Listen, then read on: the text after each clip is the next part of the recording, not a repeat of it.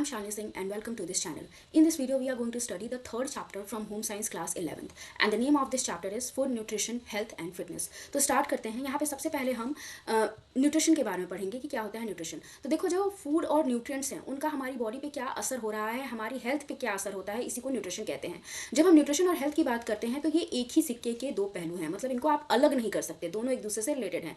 मतलब हेल्थ आपके न्यूट्रिशन की वजह से होगी, मतलब जैसा आपकी बॉडी को न्यूट्रिशन मिलेगा वैसी ही आपकी हेल्थ होगी। और न्यूट्रिशन कैसा मिलेगा आपको, जैसा आप फूड खा लोगे, जैसा फूड खाओगे वैसा ही आपको न्यूट्रिशन मिलेगा, और जैसा न्यूट्रिशन होगा वैसी ही आपकी हेल्थ होगी।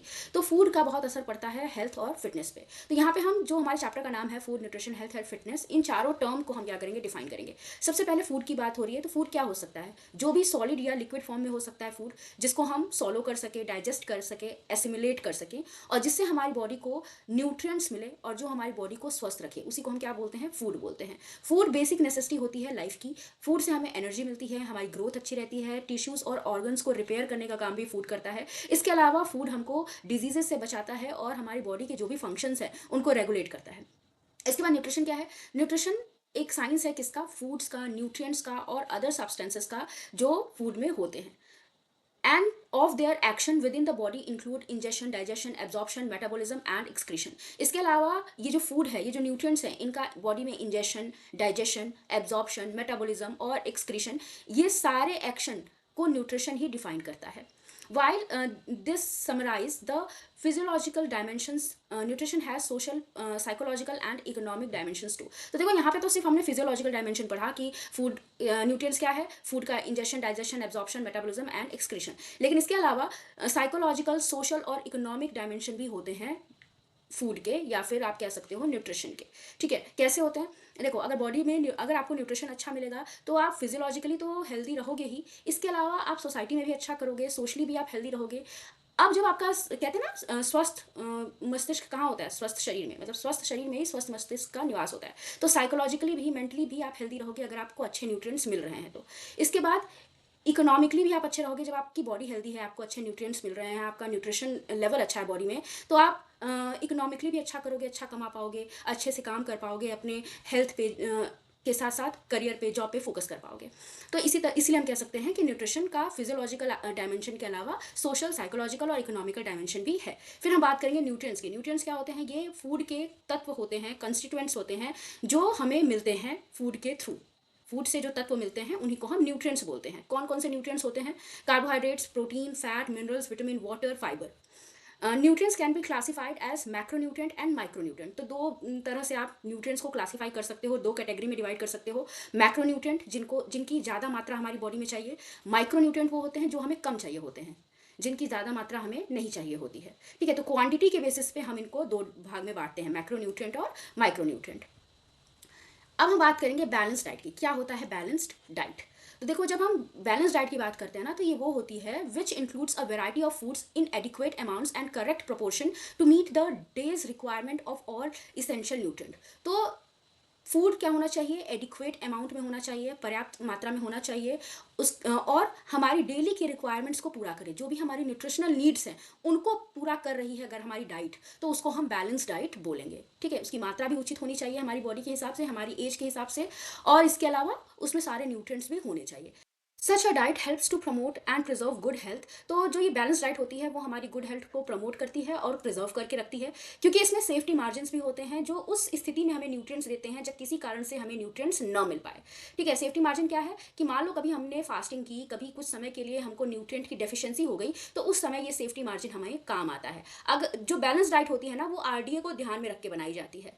अब आरडीए के हिसाब से अगर हम न्यूट्रिएंट्स ले रहे हैं तो हमको सेफ्टी मार्जिन भी मिल जाएगा, क्योंकि आरडीए में ऑलरेडी सेफ्टी मार्जिन इंक्लूड होता है। देखो, आरडीए क्या होता है, रिकमेंडेड डाइटरी अलाउंसेस, मतलब इसमें ये बताया गया है कि किसी हमारी बॉडी कंडीशन के हिसाब से हमको कौन से न्यूट्रिएंट कितनी मात्रा में लेने हैं। तो यहाँ पे न्यूट्रिएंट्स की मात्रा, उनकी क्वांटिटी बताई गई है। तो आरडीए में क्या चीज़ों को ध्यान रखा जाता है, हमारी बॉडी की रिक्वायरमेंट को, इसके अलावा सेफ्टी मार्जिन को। तो रिक्वायरमेंट के अलावा भी एक्स्ट्रा न्यूट्रिएंट्स, एक्स्ट्रा मात्रा में न्यूट्रिएंट्स हम लेते हैं, ताकि हमको अगर किसी समय न्यूट्रिएंट की कमी हो तो ये मार्जिन जो है, मार्जिन ऑफ सेफ्टी जो है, ये काम आए। अब बैलेंस डाइट जो है उसमें कौन कौन से उसके एस्पेक्ट्स होते हैं, उसमें किन बातों का ध्यान रखा जाता है। Includes a variety of food items, balance diet में वेराइटी ऑफ फूड आइटम्स होते हैं, आरडीए के हिसाब से होता है। Includes nutrient in correct proportion में सारे न्यूट्रिएंट्स होते हैं। सेफ्टी मार्जिन भी हमको मिलता है बैलेंस डाइट से। Promotes and preserve good health को प्रमोट करता है, प्रिजर्व करता है। Maintains acceptable body weight for height, तो हमारी हाइट के हिसाब से हमारा जितना वेट होना चाहिए उसको ये बना के भी रखता है बैलेंस डाइट। ठीक है, अब हम यहाँ पे मैक्रोन्यूट्रिएंट और माइक्रोन्यूट्रिएंट समझेंगे। मैक्रोन्यूट्रिएंट क्या है, जो हमारी बॉडी में लार्ज अमाउंट में चाहिए, जिनकी क्वांटिटी हमारी बॉडी को ज़्यादा चाहिए होते हैं। कौन से हैं वो? कार्बोहाइड्रेट, प्रोटीन, फैट, फाइबर और वाटर। इसके अलावा माइक्रोन्यूट्रिएंट क्या है, इनका स्मॉल अमाउंट हमारी बॉडी को चाहिए, कम क्वांटिटी में ये हमारी बॉडी को चाहिए होते हैं। ये कौन से हैं? मिनरल्स और विटामिन। ठीक है, इसको ध्यान में रखना। अब हम बात करेंगे हेल्थ एंड फिटनेस की।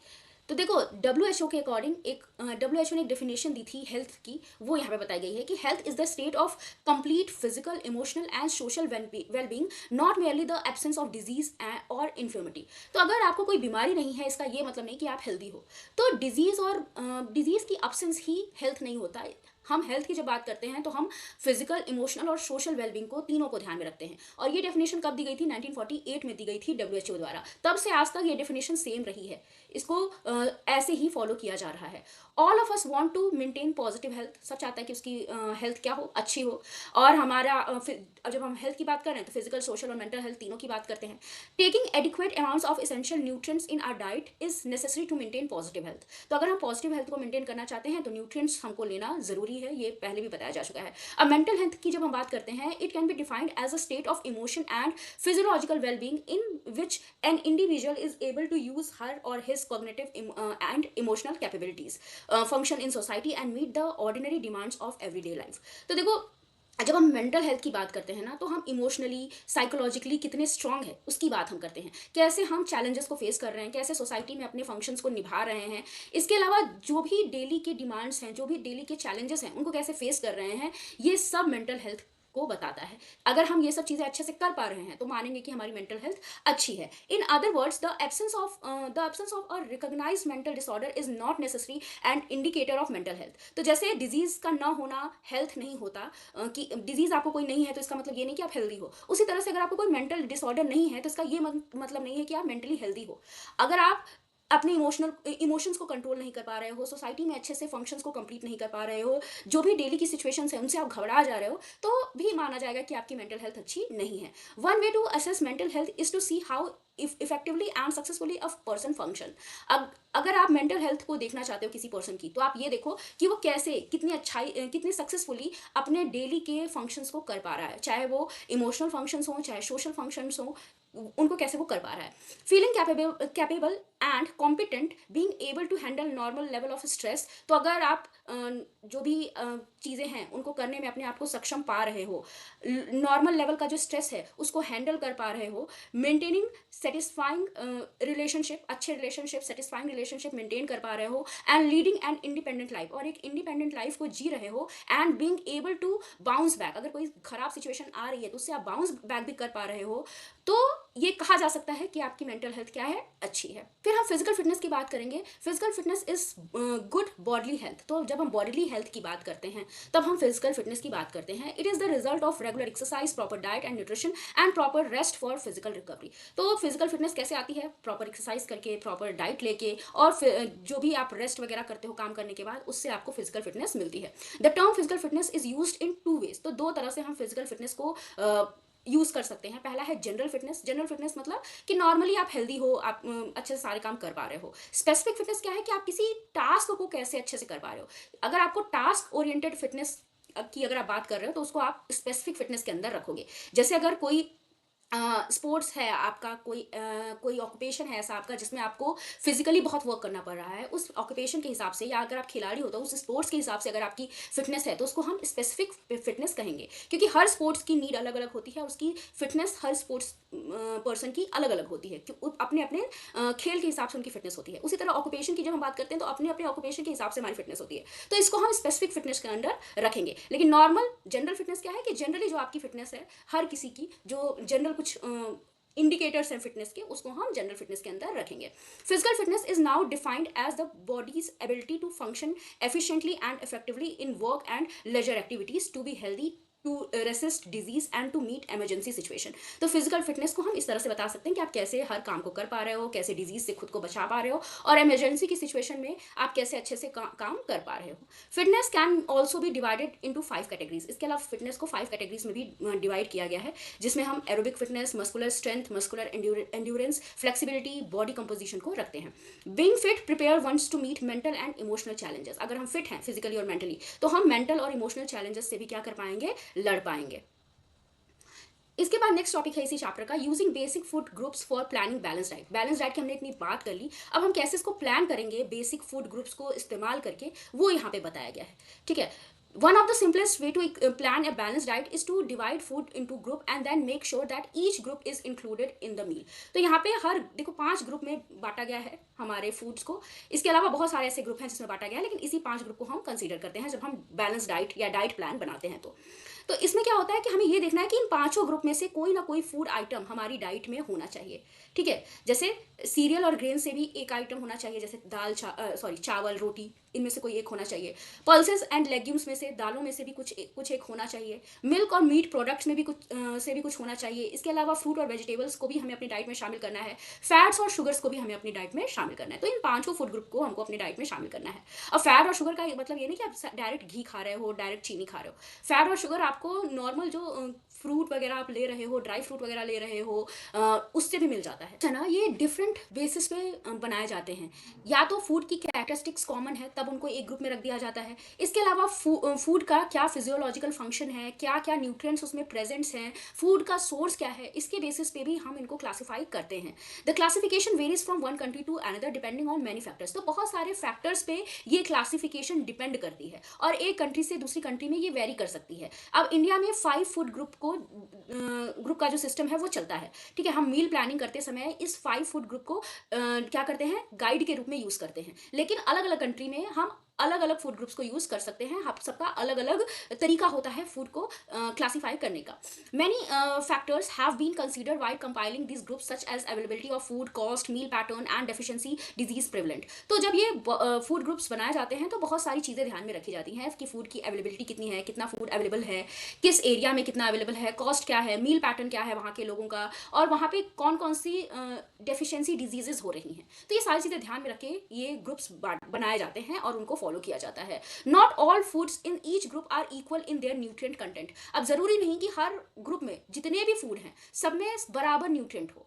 सबके न्यूट्रिएंट क्या हो सकते हैं, अलग हो सकते हैं। किसी में कोई न्यूट्रिएंट कम हो सकता है, किसी में कोई न्यूट्रिएंट ज्यादा हो सकता है, लेकिन हाँ सेम तरह के न्यूट्रिएंट मिलते हैं। जैसे अगर हम पहला फूड ग्रुप अपना देखें तो इसमें हमको कार्बोहाइड्रेट ज्यादा मिलेगा, लेकिन किसी ग्रेन में हो सकता है कार्बोहाइड्रेट ज्यादा हो, किसी ग्रेन में हो सकता है कम हो। ठीक है, तो ये चीज़ यहाँ पे बताई गई है। तो ये 5 फूड ग्रुप है जिनके बारे में मैंने आपको बता दिया। इन्हीं को हम कंसीडर करते हैं जब हम इंडिया में मील प्लानिंग करते हैं या डाइट प्लानिंग करते हैं।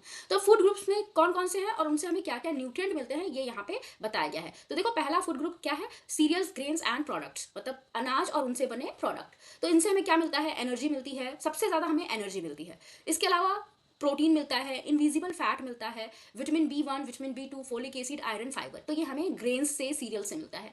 दालों से हमें क्या मिलता है, energy, protein, invisible fat, vitamin B1, vitamin B2, folic acid, calcium, iron, fibre. ठीक है, तो जब हम मिल्क की बात करते हैं, मीट प्रोडक्ट्स की बात करते हैं, तो हमें इनसे प्रोटीन ज़्यादा मात्रा में मिलता है। इसके अलावा फैट मिलता है, विटामिन B12 मिलता है और कैल्शियम मिलता है।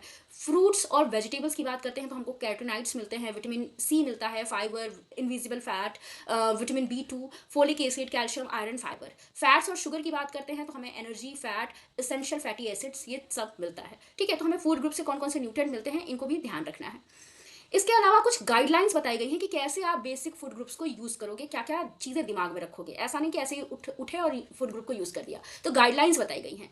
तो यहाँ पे सबसे पहला, इंक्लूड एटलीस्ट 1 और a minimum number of servings from each food group in each meal. तो हर मील में, मतलब हम दिन में 3 मील तो खाते ही हैं, तो हर मील में हमको हर फूड ग्रुप से कम एक तो रखना ही है। तो हमारी जो चॉइस है उसमें हमको हर फूड ग्रुप के फूड को शामिल करना है। और ऐसा नहीं कि आप एक ही चीज़ डेली डेली खा रहे हो, मतलब अगर आप अनाज की बात कर रहे हो तो डेली डेली रोटी ही नहीं खाना है, डेली डेली चावल ही नहीं खाना है, आपको अनाजों में भी चेंजेस करते रहने हैं, क्योंकि भले ही सेम है वो, लेकिन न्यूट्रिटिव वैल्यू क्या होएगी, अलग अलग होएगी हर अनाज की, तो आपको अनाजों में भी बदलाव करते रहने हैं।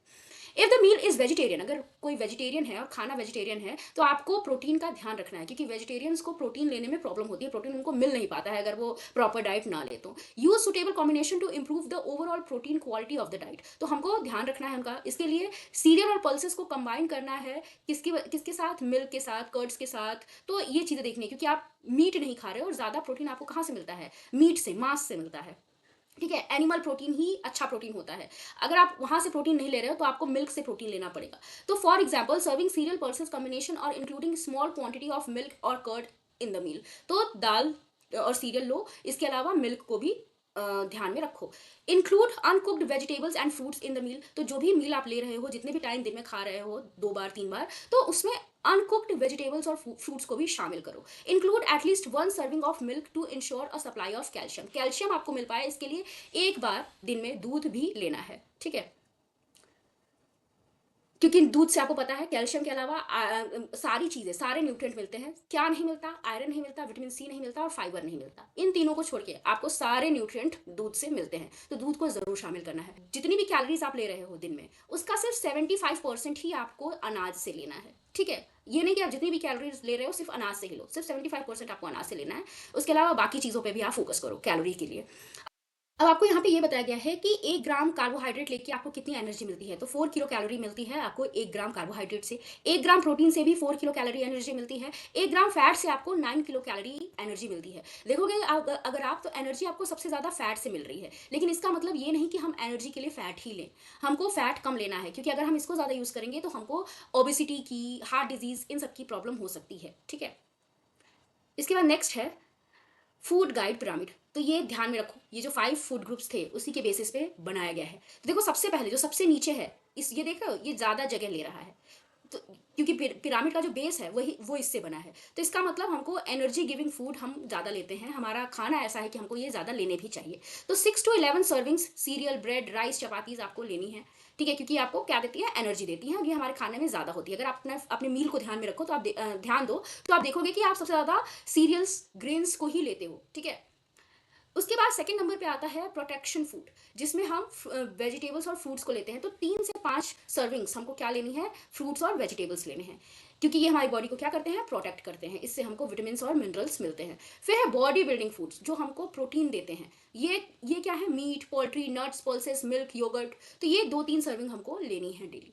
इसके बाद एनर्जी गिविंग फूड कौन से हैं, ये फैट और शुगर है, ये हमको बहुत कम लेने हैं, मतलब ये देखो जैसे जैसे आप ऊपर जाते जा रहे हो सर्विंग्स कम होती जा रही है, ये देखो नीचे 6 से 11 सर्विंग्स है, मतलब ये आपको ज़्यादा खाना है, फिर उससे कम आपको वेजिटेबल्स लेनी है, फिर उससे कम आपको ये प्रोटीन वाले सोर्सेज जैसे कि फूड, मीट, ये लेने हैं। इसके बाद सबसे कम आपको फैट, ऑयल्स और शुगर्स लेना है, ये सबसे कम लेना है, इससे भी आपको एनर्जी मिलती है, लेकिन आपको ज़्यादा नहीं लेना है, ठीक है। इसके बाद नेक्स्ट है वेजिटेरियन फूड गाइड। जब हम वेजिटेरियन लोगों के लिए डाइट प्लान करेंगे तो क्या क्या चीज़ें ध्यान में रखेंगे। देखो वेजिटेरियन लोग ज़्यादातर किस पे डिपेंडेंट होते हैं, प्लांट बेस्ड फूड पे। कुछ वेजिटेरियन तो ऐसे हैं जो एग लेते हैं, कुछ वेजिटेरियन ऐसे भी हैं जो मिल्क भी नहीं लेते, तो इनके लिए भी आप एडिक्वेट डाइट प्लान कर सकते हो इस फूड गाइड पिरामिड के सहारे, या जो 5 फूड ग्रुप्स हैं इनका यूज़ करके, ठीक है। आपको क्या करनी है, नंबर ऑफ सर्विंग्स सेम ही रखनी है, बस आपको मीट का अल्टरनेटिव ढूंढना है। तो मीट का अल्टरनेटिव आपको दालें हो सकती हैं, सीड्स, टोफू, टोफू क्या है, सोयाबीन से बना हुआ पनीर है, तो ये चीज़ें आप दे सकते हो मीट की जगह पे, तो आपकी प्रोटीन की जो नीड है वो पूरी हो जाएगी। इसके अलावा आपको मीट से आयरन मिलता है। आयरन की नीड किससे पूरी होगी, कि अगर आप डार्क ग्रीन कलर की जो वेजीज होती हैं अगर वो अपने फूड में शामिल करो, वो वेजिटेरियन लोगों को दो, तो उनकी आयरन की नीड भी क्या हो जाएगी, पूरी हो जाएगी। इसके अलावा कुछ वेजिटेरियन ऐसे हैं जो काऊ मिल्क भी नहीं लेते, या जो किसी भी तरह का एनिमल मिल्क नहीं लेते, तो वो सोया मिल्क ले सकते हैं। अब सोया मिल्क क्या है, इसको फोर्टिफाई किया जाता है, इसमें अलग से calcium, vitamin D, vitamin B12 को मिलाया जाता है, ताकि इसके जो न्यूट्रिएंट हैं वो बढ़ सके। न्यूट्रिएंट कंटेंट इसका बढ़ाने के लिए इसमें अलग से कैल्शियम, विटामिन डी और विटामिन B12 मिलाया जाता है, ठीक है। तो ये भी आप ले सकते हो। The food guide pyramid emphasizes foods from five food groups shown in the 3 lower section of the pyramid। तो देखो 5 फूड ग्रुप्स जो है, इसमें से हम 3 जो लोअर सेक्शंस है उन पे ज़्यादा फोकस करते हैं, ठीक है। जैसे आपने अभी देखा था कि फूड गाइड पिरामिड में क्या थे, ये जो नीचे के 3 सेक्शन है ना, इनको हम ज़्यादा यूज़ करते हैं, इन पे ज़्यादा फोकस करते हैं, ज़्यादातर हमारा जो मील होता है वो इसी से बनता है, ठीक है। इनको हम ज़्यादा अपने खाने में शामिल करते हैं, यही चीज़ यहाँ पे बताई गई है। Foods in one group can not replace those another, तो एक ग्रुप को दूसरे ग्रुप से रिप्लेस नहीं किया जा सकता है, एक ग्रुप के फूड्स को दूसरे ग्रुप के फूड से रिप्लेस नहीं किया जा सकता। No one food groups is more important than another, अब ऐसा नहीं है कि जो लोअर सेक्शन में है वो ज़्यादा इंपॉर्टेंट है, जो अपर सेक्शन में है वो कम इंपॉर्टेंट है, तो दोनों हर पूरा फूड पिरामिड ही इंपॉर्टेंट है, आपको किसी को इग्नोर नहीं करना है। अगर आपको हेल्दी रहना है तो आपको सबका, हर फूड ग्रुप्स में से आपको फूड लेने जरूरी है, ठीक है। The pyramid is an outline of what to eat each day, तो ये पिरामिड आपको बताएगा कि आपको डेली डेली क्या खाना है। It is not a right prescription but a general guide, तो अब ऐसा जरूरी नहीं कि सबके लिए सही हो, बस जनरली, लेकिन ये लोगों के लिए क्या होता है, सही होता है अगर आप हेल्दी हो तो। अगर आप किसी डिजीज की कंडीशन में हो, बीमार हो, तब आपके लिए चीजें थोड़ी सी चेंज हो जाएंगी, तब आप इसी पिरामिड पे नहीं डिपेंडेंट रह सकते। अब इसके बाद हमारा नेक्स्ट टॉपिक है dietary patterns in adolescence. Adolescence के डाइटरी पैटर्न की हम बात करेंगे कि वो कैसा खाना खाते हैं। देखो, जो न्यूट्रिशनल नीड्स है ना अडोलसेंस की, वो बहुत ही अलग होती हैं, ठीक है, क्योंकि इनमें रैपिड ग्रोथ हो रही होती है, बॉडी में चेंजेस हो रहे होते हैं, प्यूबर्टी आ गई होती है, तो बहुत सारे चेंजेस हो रहे होते हैं बॉडी में। इसकी वजह से न्यूट्रिशनल जो नीड है ना वो भी वेरी करती रहती है। Adequate nutrition is vital for ensuring overall emotional and physical health, तो अगर आप इमोशनल और फिजिकल हेल्थ दोनों को अच्छा रखना चाहते हो तो प्रॉपर न्यूट्रिएंट की जरूरत है।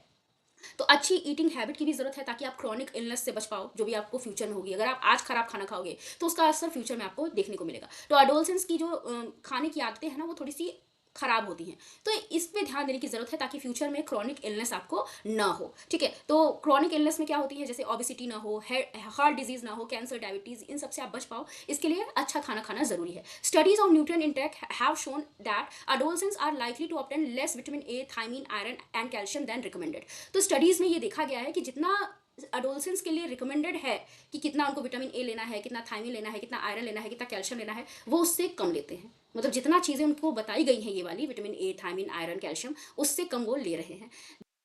इसके अलावा ये लोग फैट, शुगर, प्रोटीन, सोडियम ये ज़्यादा कंज्यूम कर रहे हैं, ठीक है। ये ज़रूरत से ज़्यादा, ये जितना इनको रिकमेंडेड है उससे ज़्यादा ये चीज़ें वो ले रहे हैं, ठीक है। Emphasise should be placed on fresh vegetables and fruits as well as whole grains products to complement the foods high in energy value and protein that they commonly choose. तो ज़रूरत है कि वो फ्रेश वेजिटेबल्स, फ्रूट्स को अपने खाने में शामिल करें, होल ग्रेन्स को अपने खाने में शामिल करें, ताकि जो उनको न्यूट्रिएंट्स मिलने चाहिए वो उनको मिल पाए। और जनरली वो क्या चूज़ करते हैं, हाई एनर्जी गिविंग फूड वो चूज़ करते हैं, हाई प्रोटीन वाले फूड वो चूज़ करते हैं। तो ये तो लेना ही है, मतलब एनर्जी और प्रोटीन तो लेना ही है, लेकिन ज़रूरत से ज़्यादा वो लोग खा लेते हैं, तो ये नहीं लेना है उनको। साथ साथ फ्रेश वेजिटेबल्स और फ्रूट्स को भी अपने खाने में शामिल करना है, साबुत अनाज, होल ग्रेन्स को भी अपने खाने में शामिल करना है। What are the commonly adopted eating habits of adolescence and why are they important to recognise, क्या ईटिंग हैबिट्स हैं अडोलसेंस की जो वो अडॉप्ट कर रहे हैं और क्यों ज़रूरी है कि हम इनको पहचानें। तो देखो यहाँ पे आगे ईटिंग हैबिट्स बताई गई हैं अडोलसेंस की। तो देखो, सबसे पहला तो है irregular meals and skipping meals. या तो वो इरेगुलर मील ले रहे हैं, या तो मील को क्या कर रहे हैं, स्किप कर दे रहे हैं। मतलब या तो सुबह का ब्रेकफास्ट नहीं कर रहे हैं, या तो बीच में कुछ नहीं खा रहे हैं, लंच नहीं कर रहे हैं, डिनर नहीं कर रहे हैं, तो कुछ ना कुछ वो स्किप कर देते हैं। और अगर खा भी रहे हैं तो देर से खा रहे हैं, इरेगुलर मील है। तो ये प्रॉब्लम ज़्यादातर देखी जाती है टीन एजर्स में, अडोलसेंस में। इसके अलावा बहुत सारे घर ऐसे भी हैं जहाँ पे लिमिटेड रिसोर्सेज हैं, जिसकी वजह से बच्चों को वहाँ पे खाना प्रॉपर अमाउंट में नहीं मिल पाता, प्रॉपर अमाउंट में न्यूट्रिएंट नहीं मिल पाते, जिसकी वजह से उनको न्यूट्रिएंट डेफिशिएंसी हो जाती है। इसके अलावा अगर हम ब्रेकफास्ट को नेग्लेक्ट करने की बात करें तो टीनेजर्स ज़्यादा ब्रेकफास्ट को नेग्लेक्ट करते हैं। अगर हम पूरी पॉपुलेशन में देखें कि कौन सबसे ज़्यादा नेग्लेक्ट करता है, कौन सा एज ग्रुप ब्रेकफास्ट को नेग्लेक्ट करता है या ओमिट करता है, तो वो 25 साल से कम एज के या तो एडल्ट हैं या तो टीनेजर्स हैं। इसके अलावा लड़कियां ज़्यादातर, लड़कों की अपेक्षा ज़्यादातर ब्रेकफास्ट को या लंच को छोड़ती हैं, मिस करती हैं। क्यों मिस करती हैं, मिस कर देती हैं, क्यों मिस कर देती हैं, क्योंकि वो पतली होना चाहती हैं। डाइटिंग के अटेम्प्ट्स में वो क्या करती हैं, ब्रेकफास्ट को, लंच को मिस कर देती हैं, ठीक है। क्योंकि बहुत सारी टीन एज गर्ल्स को लगता है कि अगर वो ब्रेकफास्ट या लंच छोड़ दें तो उनका बॉडी वेट जो होएगा वो क्या होएगा, कंट्रोल हो जाएगा। लेकिन इसका जस्ट उल्टा होता है। क्यों, क्योंकि skipping breakfast can slow your metabolism contributing to weight gain and poor performance. तो अगर आप ब्रेकफास्ट नहीं ले रहे हो तो आपका मेटाबॉलिज्म क्या हो जाएगा, स्लो हो जाएगा, जिसकी वजह से आपको वेट गेन होएगा और आपकी परफॉर्मेंस भी क्या होएगी, पुअर होएगी। इसके बाद सेकेंड जो ईटिंग हैबिट है एडोलसेंस में वो है स्नैकिंग। तो देखो स्नैकिंग जो है वो क्या है, एक सर्वाइवल टेक्निक है टीनेजर्स के लिए कि इनको कुछ नहीं मिलता खाने को, भूख लगी होती है तो क्या कर लेते हैं, स्नैकिंग कर लेते हैं। अब इसका ये मतलब नहीं कि ये बैड हैबिट है, बैड हैबिट नहीं है, लेकिन अगर ये लिमिट से बाहर की जाए तब ये बुरी हो सकती है। It can help maintain energy level, snacking से एनर्जी लेवल मेंटेन होता है। और एक्टिव और ग्रोइंग एडोलसेंस के लिए स्नैकिंग ज़रूरी है। Many adolescence fail to eat 3 regular meals. बहुत सारे एडोलसेंस ऐसे हैं जो बिजी लाइफ की वजह से या बाहर रहने की वजह से, स्कूल कॉलेजेस की वजह से 3 टाइम खाना नहीं खा पाते। उनके लिए जो जो मील है वो क्या हो जाता है, स्किप हो जाता है, मतलब। और वो कभी कभी जानबूझ के भी मील को क्या करते हैं, स्किप कर देते हैं। उनके लिए स्नैकिंग जो है वो बहुत ज़्यादा ज़रूरी है। The snacking can actually be beneficial to ensure adequate intake of essential nutrition. तो जो भी ज़रूरी न्यूट्रिएंट्स हैं वो आपको स्नैकिंग से मिल जाते हैं। लेकिन सिर्फ आप स्नैकिंग पे ही अगर सर्वाइव कर रहे हो तो ये आपकी हेल्थ के लिए क्या हो सकता है, हार्मफुल हो सकता है। ये चीज़ यहाँ पे बताई गई है। इसके बाद नेक्स्ट है फास्ट फूड। ये भी एडोलसेंस में ज़्यादा देखने को मिलता है, खास करके अर्बन एरियाज में। ये लोग क्या करते हैं, फास्ट फूड खाते हैं because it is convenient and typically a social affair and they may believe it is the fashion of the day. तो कन्वीनियंट है, आसानी से लोगों बच्चों को मिल जाता है। इसके अलावा ये उनको लगता है कि ये फैशन है आजकल का फास्ट फूड खाना, इसके लिए वो फास्ट फूड खाते हैं। Fast food is often packed with fat and empty calories. तो इसमें शुगर और फैट, एम्प्टी कैलोरीज मतलब शुगर, तो शुगर और फैट फास्ट फूड में क्या होता है, ज़्यादा होता है। तो ये अच्छी चॉइस नहीं हो सकती। We should make smart choice even when visiting fast food restaurants. अगर आपका मन कर भी रहा है, फास्ट फूड रेस्टोरेंट में आप जा भी रहे हो, तो आपको स्मार्ट चॉइसेस बनानी पड़ेंगी, ताकि आपको ऐसे फूड लेने पड़ेंगे जिसमें फैट और शुगर कम हो। इसके अलावा है डाइटिंग। देखो ओबिसिटी की प्रॉब्लम बहुत ज़्यादा हो गई है और अडोलसेंस इसके लिए चिंतित भी बहुत ज़्यादा है, और वो चाहते हैं कि उनका वेट क्या हो, कम हो, वो पतले दुबले दिखें। ठीक है, तो ज़रूरी है कि हेल्दी बॉडी को मेंटेन किया जाए, हेल्दी बॉडी वेट को मेंटेन किया जाए। If this is not maintained 80% of them will stay overweight as adults. तो क्या होएगा, अगर बचपन में एडोलसेंस वाले एज में अगर इन्होंने अपना वेट कंट्रोल नहीं किया तो चांसेस है कि उसमें से 80% एडोलसेंस बड़े होने पे भी क्या होंगे, मोटे ही रहेंगे। ठीक है, अगर इस एज में मोटापे को कंट्रोल नहीं किया गया तो this can put them at risk of many medical problems, जिसकी वजह से बहुत सारी मेडिकल प्रॉब्लम्स इनको होंगी। डायबिटीज़ होगा, हाई ब्लड प्रेशर होगा, कोलेस्ट्रॉल बढ़ेगा, और स्लीप एपनिया होगा, मतलब स्लीपिंग डिसऑर्डर भी उनको हो सकता है। Girls are bombarded with messages from the media and society about thinness, images of what is considered a beautiful body and and ways to achieve a lower body weight. Girls जो हैं वो क्या है, उनको सोसाइटी से, media से ऐसी चीज़ें सुनने को मिलती हैं कि थिननेस बहुत ज़रूरी है, पतला होना बहुत ज़रूरी है, ब्यूटीफुल बॉडी वही होती है जो पतली होती है। तो ये चीज़ें उनको सुनने को मिलती है, जिसकी वजह से वो ज़्यादा कोशिश करती हैं कि उनका बॉडी वेट क्या हो, कम हो। ठीक है, dieting unsupervised by experts can lead to dangerous outcome including eating disorder in teens. अगर आप डाइटिंग बिना किसी एक्सपर्ट की सलाह के कर रहे हो तो आपको बहुत सारे ईटिंग डिसऑर्डर्स हो सकते हैं। और कुछ सिम्टम्स यहाँ पे बताए गए हैं डाइटिंग के, कि क्या डाइटिंग की वजह से आपको हो सकता है। डाइटिंग में क्या करते हो, देखो डाइटिंग कैसे करते हो, आप मील को स्किप कर देते हो, बिंज ईटिंग करते हो। बिंज ईटिंग मतलब जब आपने खाना छोड़ दिया, आपको बहुत तेज भूख लगी तो आपने बहुत ज़्यादा खा भी लिया। फास्टिंग आप करते हो। इसके अलावा लेग्जेटिव्स का भी यूज़ कर सकते हो, डाइट पिल्स का भी आप यूज़ कर सकते हो, ताकि आप क्या हो, आपने जो खाया है उसको आप निकाल पाओ। Consequences of such dieting includes its possible association with cycle of weight loss and regain that increase the likelihood of developing eating disorders and obesity, lower self-esteem and other psychological problems. अब इस तरह की dieting अगर आप करोगे कि कभी मील ही skip कर दिया, कभी एक दिन पूरा नहीं खाया, कभी खूब दबा के खाया, फिर ज़्यादा खा लिया तो लेग्जेटिव्स का यूज़ किया, डाइटिंग पिल्स का यूज़ किया, तो इसकी वजह से बहुत सारी हेल्थ प्रॉब्लम्स आपको देखने को मिलेगी। और कभी कभी आपको साइकिल से भी गुजरना पड़ेगा कि आपका कभी वेट लॉस हो जा रहा है, फिर आप उसको रीगेन कर ले रहे हो, फिर लॉस कर रहे हो, फिर रीगेन कर रहे हो। तो ये चीज़ें साइकिल में चलती रहेंगी, जिसकी वजह से आपको मोटापा की समस्या होगी, आपका सेल्फ स्टीम भी कम हो जाएगा, और बहुत सारी साइकोलॉजिकल प्रॉब्लम्स आपको देखने को मिलेंगी। This can lead to increase cardiovascular risk and possible mortality. तो यहाँ पे कार्डियोवैस्कुलर डिजीजेज भी हो सकती हैं, हेल्थ प्रॉब्लम्स आपको हो सकती हैं। और बच्चों की कभी कभी ये भी देखा गया है कि ज़्यादा इस तरह की चीज़ें यूज़ करने से, लेग्जेटिव्स, डाइटिंग पिल्स यूज़ करने से डेथ भी हो सकती है। इसके बाद नेक्स्ट टॉपिक है मॉडिफाइंग डाइट रिलेटेड बिहेवियर। कैसे डाइट रिलेटेड बिहेवियर को आप बदल सकते हो, मॉडिफाई कर सकते हो। तो लिमिटेड टेलीविजन व्यूइंग, टेलीविजन देखना लिमिटेड करके, हेल्दी ईटिंग हैबिट्स को डेवलप करके, स्नैक्स पे फोकस करके। देखो snacks should be limited to each day.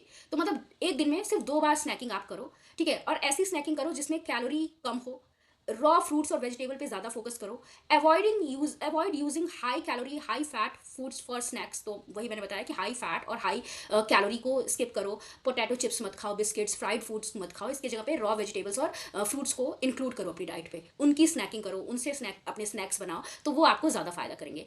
Of course favourite snacks can be consumed once in a while. आपका फेवरेट स्नैक रॉ फ्रूट्स और vegetables तो नहीं हो सकता, तो आप अपना फेवरेट स्नैक कभी कभी खा सकते हो, लेकिन ज़्यादा नहीं। ठीक है, ये आपकी हैबिट नहीं बननी चाहिए। ड्रिंकिंग वाटर, पर आप पानी पियो। ठीक है, ये चीज़ यहाँ पे बताई गई है। डाइट जर्नल बनाओ। It helps to keep a weekly journal to of food and beverages intake and also of the amount of time that is spent in watching television, playing video games and exercising. तो आप एक diet journal बनाओ जिसमें आप सब कुछ लिखो कि आपने कौन सा फूड कितना खाया, किस दिन को खाया, और इसके अलावा आपने कितना टाइम स्पेंड किया टीवी देखने में, वीडियो गेम्स खेलने पे, एक्सरसाइज करने पे। तो आप अपने जब चीज़ों को रिकॉर्ड करोगे, इसके अलावा आप बॉडी वेट को भी रिकॉर्ड करो हर वीक। अगर आप अपना बॉडी वेट रिकॉर्ड कर रहे हो, देख रहे हो, तो ये एक अच्छी प्रैक्टिस हो सकती है, आपका वेट कंट्रोल रहेगा। एक्सरसाइज करो आप, ये भी बहुत ज़रूरी है आपकी हेल्थ को मेंटेन करने के लिए। तो क्या क्या एक्सरसाइज आप कर सकते हो, जैसे आप साइकिलिंग कर सकते हो, स्टेयर्स बार बार चढ़ उतर सकते हो। एलिवेटर्स की जगह पे आप क्या करो, स्टेयर्स का यूज़ करो। 20 से 30 मिनट डेली क्या करो, आप एक्सरसाइज करो। ठीक है, इसके अलावा गेम्स आप खेल सकते हो, जो भी आपके फेवरेट आउटडोर गेम्स हैं वो आप खेल सकते हो। सब्सटेंसेस यूज़ एंड अब्यूज़, तो जो भी गलत चीज़ें हैं जैसे तंबाकू, अल्कोहल, एडिटिव्स, ड्रग्स, इनसे दूर रहो। तो ये कुछ चीज़ें हैं जो की जा सकती हैं अडोलसेंस के लिए, उनकी डाइट को मॉडिफाई करने के लिए। ठीक है, उनकी डाइटिंग के बिहेवियर को मॉडिफाई करने के लिए। इसके बाद हमारा नेक्स्ट टॉपिक है nutritional limitation of fast food. Fast food के बारे में आपकी बुक में बताया गया है कि क्या क्या उसकी न्यूट्रिशनल लिमिटेशंस होती हैं, कौन कौन से न्यूट्रिएंट उनमें कम होते हैं। तो देखो, कैल्शियम, राइबोफ्लेविन और विटामिन ए, ये कम होता है फास्ट फूड में। ठीक है, ये देखो लिखा गया है, these essential nutrient are low unless milk और मिल्क शेक इज ऑर्डर। अगर मिल्क या मिल्क शेक जैसा कुछ आपने ऑर्डर नहीं किया है, तो फिर आपको फास्ट फूड से ना कैल्शियम मिलेगा, ना राइबोफ्लेविन मिलेगा, ना विटामिन ए मिलेगा। फोलिक एसिड, फाइबर, ये भी नहीं मिलते हैं आपको फास्ट फूड से। इसके अलावा फैट आपको बहुत ज़्यादा मिलता है फास्ट फूड से। The percentage of energy from fat is high in many meals combination. तो बहुत सारे मील्स में आपको फैट का कॉम्बिनेशन, फैट का जो परसेंटेज है वो ज़्यादा देखने को मिलेगा। इसके अलावा सोडियम भी ज़्यादा फास्ट फूड में आपको देखने को मिलता है, जो कि सही नहीं है। इसके अलावा जब हम एनर्जी की बात करते हैं, तो एनर्जी भी बहुत ज़्यादा मिलती है फास्ट फूड से। जो लिखा गया है, common meal combination contains excessive energy when compared with the amount of other nutrients. तो अदर न्यूट्रिएंट की अपेक्षा आपको एनर्जी, फैट, सोडियम, ये ज़रूरत से ज़्यादा मिलता है फास्ट फूड से। इसी वजह से फास्ट फूड कम ही खाना चाहिए।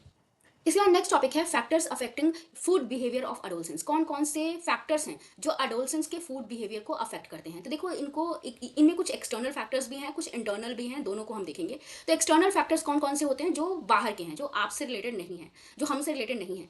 Family unit and family characteristics, तो ये भी हमारे फूड बिहेवियर को अफेक्ट करती हैं कि हमारी फैमिली कैसी है, हमारी फैमिली की क्या विशेषताएं हैं।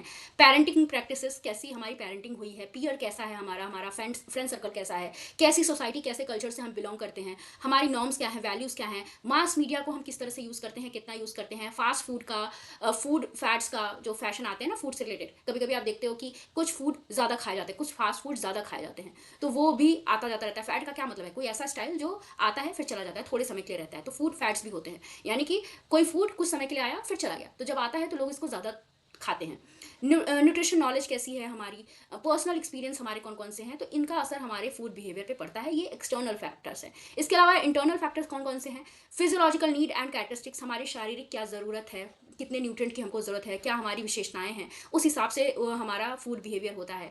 Body image and self concept, हमारी बॉडी इमेज हमारी नज़र में कैसी है, हम सेल्फ के बारे में क्या सोचते हैं। अगर अपने आप को हम मोटा समझ रहे हैं और हम पतला होना चाहते हैं, तो हमारा फूड बिहेवियर उस हिसाब से हो जाएगा। और अगर हम अपनी बॉडी को अच्छा समझ रहे हैं, हमें लग रहा है कि हमें कोई अलग से डाइटिंग करने की ज़रूरत नहीं है, हम नॉर्मल डाइट को अच्छे तरह से, हेल्दी तरह से लें, तो हमारी बॉडी इमेज पॉजिटिव रहेगी और इसका पॉजिटिव असर हमारे फूड बिहेवियर पे पड़ेगा। हमारी खुद की वैल्यूज़, हमारे बिलीव्स कैसे हैं, इसका असर भी हमारे फूड बिहेवियर पे पड़ता है। हमारी फूड चॉइसेस कैसी हैं, कभी कभी आपके घर में कोई चीज़ बन रही है लेकिन आपको वो पसंद नहीं है, आपकी प्रेफरेंस क्या है, आपके लिए फूड का क्या मीनिंग है, तो वो भी डिपेंड करता है, उसका भी असर पड़ता है आपके फूड बिहेवियर पे। इसके अलावा साइको सोशल डेवलपमेंट, हेल्थ, इन सब का असर भी आपके फूड बिहेवियर पे पड़ता है कि आपकी हेल्थ कैसी है। जैसी आपकी हेल्थ होगी उस तरह का आपका फूड बिहेवियर हो जाएगा। अब हम ईटिंग डिसऑर्डर्स पढ़ेंगे जो एडोलसेंस में होते हैं। इस समय फिजिकल ग्रोथ बहुत तेज़ी से हो रही होती है। एडोलसेंस अपने बॉडी इमेज को लेकर बहुत ज़्यादा चिंतित होते हैं, जिसकी वजह से उनमें बहुत सारी ईटिंग रिलेटेड प्रॉब्लम्स देखने को मिलती हैं, जिसमें सबसे पहला है anorexia nervosa. It is a disorder so tied to body image distortion that it is most commonly seen in adolescence, the period when a person is struggling with self identity and most vulnerable to body image problems. तो इस समय बच्चा जो है अपनी body को लेके बहुत ज़्यादा वनरेबल फील करता है, उसको अपनी बॉडी की बहुत ज़्यादा चिंता होती है।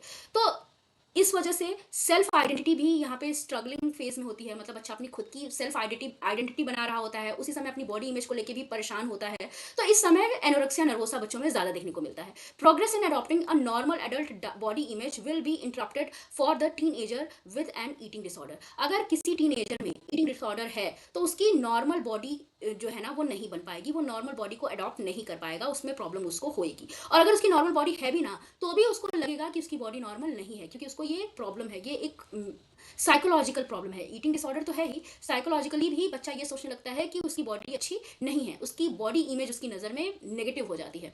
तो इसको समझने के लिए एक एग्जाम्पल दिया गया है लड़की का जिसका नाम है सोना। She aspires to have a perfect body, वो चाहती है कि उसके पास एक परफेक्ट बॉडी हो। she has been ignoring the advice of her parents and teachers and almost stopped eating। सबने उसको एडवाइस किया कि नहीं सब ठीक है, तुम्हारे पास अच्छी बॉडी है, तुम अच्छी दिखती हो, लेकिन उसने सबको इग्नोर किया, अपने पेरेंट्स को, अपने टीचर्स को, और उसने खाना क्या कर दिया, बंद कर दिया। She has become obsessed with having a very thin body. वो ऑब्सेस्ड हो गई थी, उसको एक किससे, पतली बॉडी से, उसको पतली बॉडी चाहिए थी। Although her current weight is normal, उसका करंट वेट जबकि नॉर्मल था, फिर भी उसको और पतला होना था।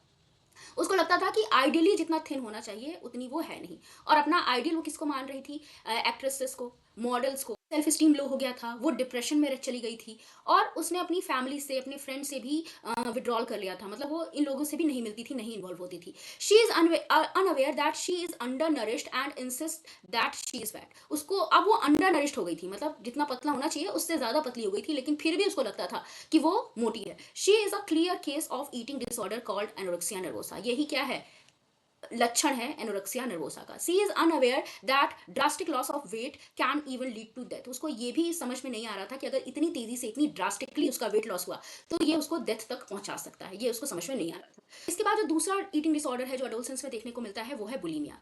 ये कब होता है, ये लेट अडोलसेंस में होता है या अर्ली अडल्टहुड में होता है। यहाँ पे आप देखते हो कि बच्चा जो है वो अपना वेट को रिड्यूस करना चाह रहा है, लेकिन वो सक्सेसफुली उसको कर नहीं पा रहा है। इसमें क्या होता है, अगर जिनको बुलिमिया होता है ना, वो खूब खाते हैं, उसके बाद वो वॉमिटिंग का या लेग्जेटिव्स का सहारा लेके जो खाया है उसको बाहर निकालने की कोशिश करते हैं। ठीक है, तो ओवर ईटिंग भी यहाँ पे देखने को मिलती है, वॉमिटिंग भी वो करते हैं, लेग्जेटिव्स का भी यूज़ करते हैं, जिसकी वजह से प्रॉब्लम उनको देखने को मिलती है। अब ऐसे में वेट लॉस कैसे होगा, कैसे वेट रिड्यूस हो पाएगा। Although more common in females, और ये समस्या सबसे ज़्यादा किसमें होती है, फीमेल्स में होती है। ठीक है, anorexia and bulimia can have serious consequences such as conversion, renal failure, irregular heart beats and dental erosion. तो ये सारी प्रॉब्लम्स देखने को मिल सकती हैं एनोरेक्सिया और बुलिमिया दोनों में। ठीक है, एनोरेक्सिया आपको समझ में आया, बुलिमिया भी समझ में आया। एनोरेक्सिया यंग अडोलसेंस में ज़्यादा देखने को मिलता है, और बुलिमिया जो है वो थोड़े से बड़े उम्र में देखने को मिलता है, जब आप अडल्टहुड में पहुंच चुके होते हो, पहुंचने वाले होते हो, तब ये देखने को मिलता है। आपका वेट बहुत ज़्यादा होता है लेकिन आप खाने पे भी कंट्रोल नहीं कर पा रहे होते हो, ज़्यादा खाते हो और फिर वॉमिटिंग करके, लेग्जेटिव्स का यूज़ करके आप खाने को बाहर भी निकालते हो। ठीक है, तो ये चीज़ें यहाँ पे बताई गई हैं। तो इसकी वजह से ये सारी प्रॉब्लम होती है। लड़कियों में भी प्रॉब्लम हो सकती है कि उनका मेंस्ट्रुएशन डिले हो सकता है, और उनकी हाइट भी छोटी हो सकती है, जितनी ज़रूरत है हाइट की वो कम हो सकती है। इसके अलावा ऑस्टियोपोरोसिस हो सकता है, उनकी हड्डियां कमज़ोर हो सकती है। Perhaps a person best defence against these disorder is to learn to appreciate one's uniqueness. तो इन डिसऑर्डर से बचने का एक ही तरीका है कि अपनी यूनिकनेस को अप्रिशिएट करो, आपकी जो भी बॉडी है उसको अप्रिशिएट करो। Respecting and valuing oneself will certainly be life saving. अगर आप खुद की रिस्पेक्ट करोगे, खुद की वैल्यू करोगे, तो ये आपके लिए लाइफ सेविंग होगा, आपके जीवन को बचाएगा, आपको बचाएगा, आपको कोई भी डिसऑर्डर नहीं होने देगा। Important dietary intervention includes ensuring balance diets, enhancing dietary fiber intake and using nutrients food supplements to make up losses। अगर आपको कोई न्यूट्रिएंट की कमी हो भी रही है तो आप क्या करो, बैलेंस डाइट को इंश्योर करो, डाइटरी फाइबर को बढ़ाओ, ज़्यादा लो। इसके अलावा जो भी न्यूट्रिएंट सप्लीमेंट्स या फूड सप्लीमेंट्स हैं वो भी आप ले सकते हो, अगर आपको कोई लॉस हो भी रहा है तो, अगर आपकी बॉडी जैसे आप चाहते हो वैसे नहीं है तो। ठीक है, तो इसी के साथ हमारा ये चैप्टर कंप्लीट होता है। आई होप जो भी हमने आज पढ़ा वो सब आपको समझ में आया हो। वीडियो अच्छा लगा हो तो लाइक कर देना, शेयर कर देना और चैनल को सब्सक्राइब कर देना। Thank you for watching.